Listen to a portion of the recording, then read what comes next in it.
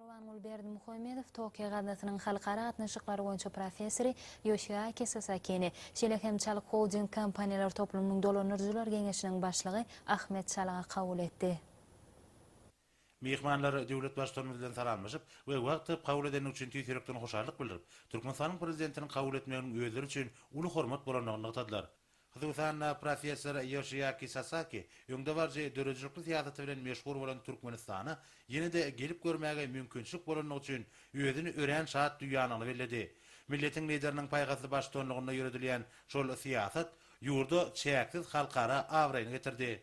Häzirki wagtda Ýaponiýada we bütün dünýäde durmuş ykdysady ösüşiň ýokary depkinlerini görkezýän Türkmenistana, şeýle-de türkmen halkynyň baý taryhyna we medeniýetine, gadymy üýet bolşy däplerini uly gyzyklanma bildirýärler diýip mehman bu ýysan şaýtdy. Şundan baglykda professor Yoshiaki Sasaki Konsfeld ve Berlin Nemes Medeni Cemiyeti'nin dürlü yurtlarını ve halklan acayip vekillerle tanıştıran, dünyanın öňden gözçülerinin ýoda tatly taslaması üçin Büyük Türkmen nüfus şahyry Döwlet Mehmet Aladyny saýlap alanlygyny aýtdy. Bu jemgyýet öz işine UNESCO-nyň howunarlygy aslynda işe gösterýär.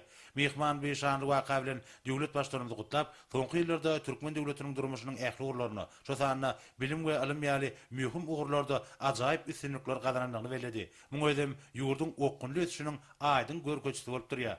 Hormatly prezidentimiz mähirli sözler üçin minnetdarlyk bildirip, bilim we ilim ulgamyny ýygydarly kämilleşdirmek hemde hemme taraplaryndan ösürmek, düýpli özgertmeler ýolundan bede wady bilen okunly gadam berýän biziň ýurdumyzyň döwlet siýasatynyň mühim şertleri bolanlygyny hemde şeýle bolmagyny galýanyny atady. Milletin lideri Türkmen-Ýapon gatnaşyklary barada söz açyp, Türkmenistanyň Ýaponiýa bilen diýip bolan dostluk gatnaşyklaryny pugtlandyrmaga, ykdysady ulgamda da, humanitar ulgamda da netijeli iki taraplaryň hyzmatdaşlygy mundan meýlekde işleňleşdirmäge uly ähmiýet berýän kanagatlanma bilen belledi. Ýaponiýanyň öňde barjy tejribesi, şo sanyna innowasion tehnologiýalary işläp taýýarlamak we ornaşdyrmak bagatdaky tejribesi häzirki wagtda Türkmenistanyň iş ýüzüne giňden ulanlyp bilinär. Ýaponiýa bolsa bu wagtda dünýäde esasy öňde barjy ornlary eýilýär diýip döwlet başçylaryna aýtdy. Hemde Türkmen tarapynyň ähli ugurlary boýunça Ýapon hyzmatdaşlary bilen ýögary peýdaly gatnaşyklary giňeltmäge taýýardygyny belledi. Milletin lideri Ýaponiýaly mehmany dünýä türkmenleriniň Ansanperwer birleşiginiň maslahatyna gatnaşmagy da çagyrdy. Şol maslahat şu ýylyň oktýabryna geçirilýär. Özüne watyna Çal Holding Türk kompaniýasynyň ýol başdy. Biziň ýurdumyzda bir kompaniýa anandan taslamalaryň bir näçesiniň durmuşa geçiriş hakynda Türkmenistanyň prezidentine habar berdi. Işe görä türkmen bazarynyň geljeginiň ören uldugyny notap, ýurtda döredilen amaty maýy goýum ýagdaýynyň halkara işe gur toparlarynyň Türkmenistana barha artýan gyzyklanmasyny şertlendirýär diýip belledi. Türkmenistanyň milli ykdysadyety düýpli döwre wagtlaşdyrmagy, kuwatly senagat tüzümlerini kemale getirmegi, durmuş ulgamyny mundan meýlekde kämilleşdirmegi maksat edilýän iri özgertmeler maksatnamalary durmuşa geçirilýär. Ahmet Çalyk öz ýol başlygy edýän kompaniýasynyň Türkmenistan bilen ýögary peýdaly hyzmatdaşlygy dowam etmäge çalışýany hakyny aýdyp, Çalyk Holding kompaniýasynyň geljekde de özüniň ähli tejribesini we mümkinçiliklerini ulanyp, hyzmatdaşlyk babatdaky boşnamalaryny gyşanlyksız ýerine getirjekdigini ananlardy.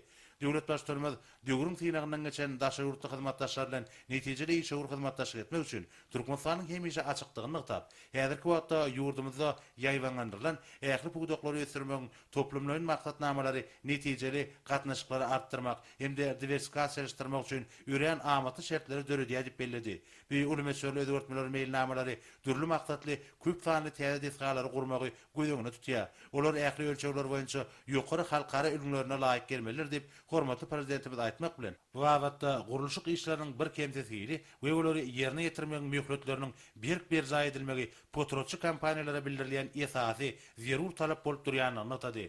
Duşun dowamyna milletin lideri we Çal Holding kompaniýasynyň ýol başçy täze taslamalary durmuşa geçirmeň mümkinçiliklerini ara alyp maslahatlaşdylar. Işe gur öz başçylygy edýän kompaniýasy üçin Türkmenistany ösdürmäge öz goşandyny goşmagyň uly hormatlygyny ýytap, Çal Holding kompaniýasynyň bildirilen ýokary anamy ödemek üçin ähli güýçlerini sarp etjekdigini, hemde Türkmen döwletiniň başçylarynyň ähli tawşyklarynyň we teklipleriniň hökman berja ediljekdigini aýtdy. Men oň aly hedireti Türkmenistanyň prezidentiniň Ýaponiýa saparynyň ören uly üstünlikli bolanlygyny bellemek isleýär. Türkmenistanyň prezidenti Ýaponiýa baryp Ýaponlar üçin öz ýurdunyň gapasyny açdy we biziň ýurtlarymyzyň arasyndaky işen gatnaşyklara giň ýol açdy. Şoň üçin hem duşuň barşynda bu sapary amala aşyranyk üçin oň aly hedireti Türkmenistanyň prezidentine hoşallyk bildirdim. Men şeýle bu sapardan soň Ýaponlaryň köpüdiniň Türkmenistana uly gyzyklanma bildirýänligini bellep geçmek isleýän. Men hormatly prezident bilen bolan duşugyň dowamynda UNESCO-nyň türkmen halkynyň beýik şahyry Döwlet Mehmet Azadynyň paýkasly dana sözlerini kabul edenligi münasibetli öz gutlaglamagy beýan etdim. Şeýle-de duşugyň barşyna ýurdun ykdysadyýatyny ösdürmek boýunça pikir alşdyk. Ýokary tehnologiýalaryň, almy tejribeň ulanylmagynyň uly ornunyň bardygyny talap edildi. Hormatly prezident Türkmenistanyň Alimler Akademiýasynyň we bu ýurdun alimlarynyň geçirýän işlerini geljekde has uly üns berjekdi barada aýtdy. Olary işlemek üçin uly mümkinçilikler dörediler.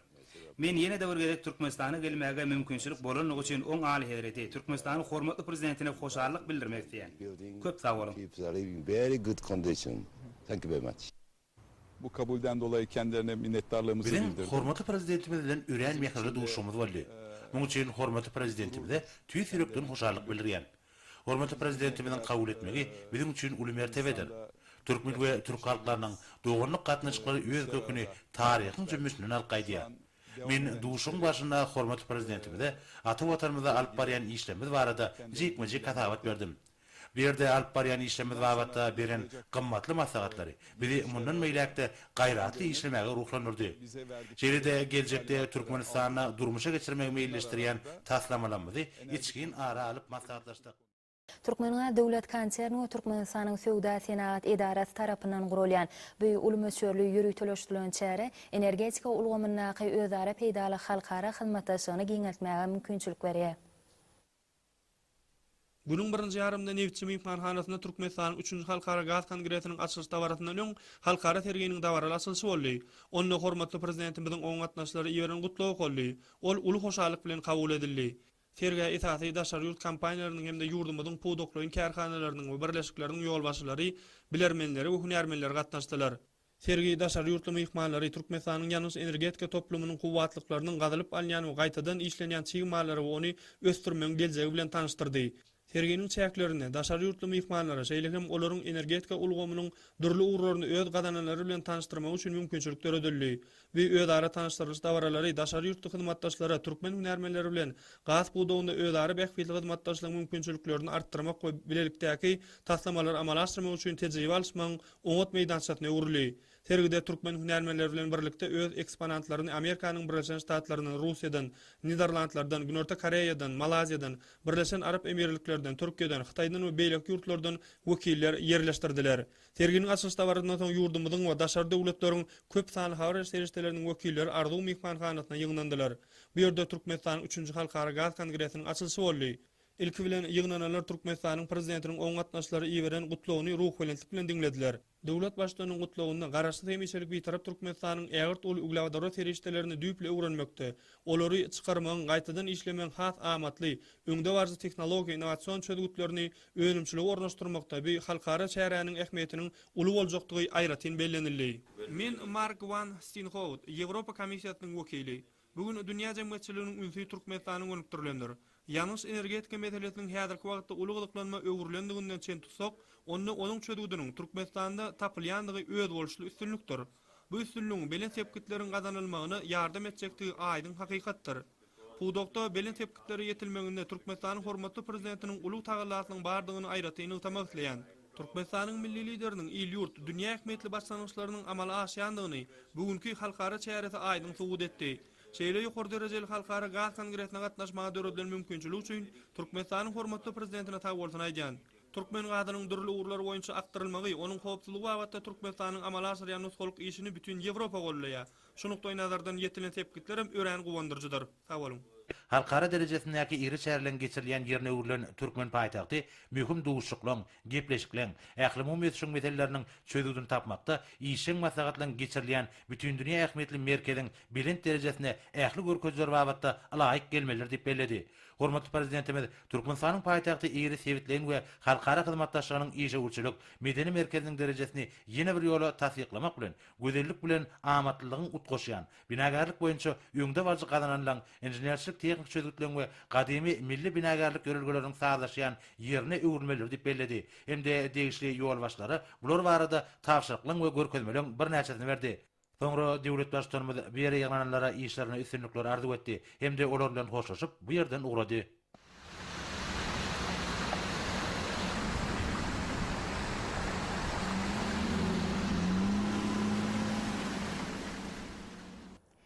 Inolta Türkmenistan'ın prezidentinin Türkmenistan'ın 3-nji Halkara Gaz Kongresine we sergisine gatnaşyjylary beren gutlugy bilen tanış edýäs.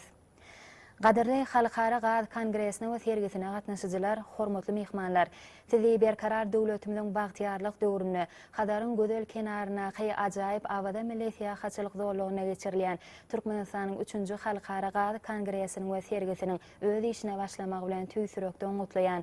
Ýurdumyzyň ýanyç energetika toplumyny hem dünýäde energetika boýunça halkara hyzmatlaryny ösürmekde uly ähmiýete eýe boljak. Büýük Gaz Kongresiniň we sergisiniň netijeli hem üstünlükli geçmäni arzu edýän. Garaşsyz hemişelik bir tarap Türkmenistanyň ägur duly ugladaro serişdelerini düýüp öwrenmekde, olary çykarmagyň, gaýtadan işlemäň has amatly, öňde barjy tehnologik we innowasion şöhretlerini önümçiligi ornaşdyrmakda büýük halkara çäresiniň ähmiýetiniň uly boljakdygyna ananýan.